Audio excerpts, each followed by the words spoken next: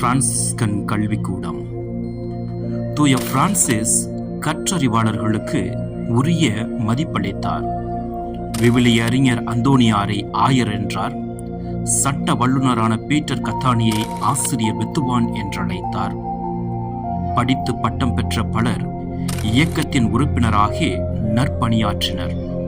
ஆனால் படிப்பு, பட்டங்கள், நிறைய புத்தகங்கள் வைத்திருத்தல், எப்போதும் வாசித்தல், அறிவாளியாக விரும்பல் போன்றவை பற்றி மாறுபட்ட எண்ணம் கொண்டிருந்தார் தூய பிரான்சிஸ். துறவிகளுக்கு அதிகமான கல்வி தேவையில்லை.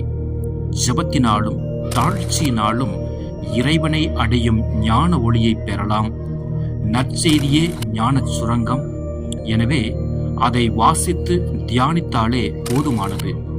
இயற்கை அனுதினமும் 1000 பாடங்களை கற்றுத்தரும் பேராசிரியர் போன்ற எண்ணம் கொண்டிருந்தார். அளவுக்கு அதிகமாக கல்வி கற்போர் கடவுளுக்கும் அயலானுக்கும் உள்ள நேரத்தை களவாடுகின்றனர். கல்வி தாழ்ச்சிக்கும் ஏழ்மைக்கும் எதிர் மதிப்பீடாக செயல்பட்டு சமத்துவம் நிறைந்த சகோதரத்துவ வாழ்விற்கு முற்றுப்புள்ளி வைக்கலாம். உள்ளத்தின் ஆழத்திலிருந்து மற்றவர்களை அன்பு செய்ய கல்வி தேவையற்றது. புண்ணியங்களை பற்றி புத்தகங்கள் எழுதுவதை விட புண்ணிய செயல்களில் மேலோங்குவதே சிறப்பு என்று கூறினார். மரக்கிளைகளாலும் களிமண்ணாலும் கட்டப்பட்ட சாதாரண குடிசைகளில் புத்தகங்கள் வைப்பதற்கு வாய்ப்பில்லை.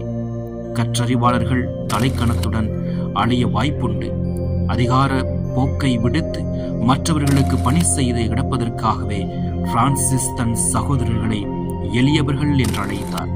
சகோதரன் ஒருவரின் வெற்றி அடுத்திருப்பவருக்கு வாழ்வு கொடுப்பதில் அடங்கியிருக்கிறது. தனக்காக வாழ்கின்ற சகோதரர் தன்னைத்தானே தோற்கடித்துக் கொள்கின்றார் என்று கூறினார்.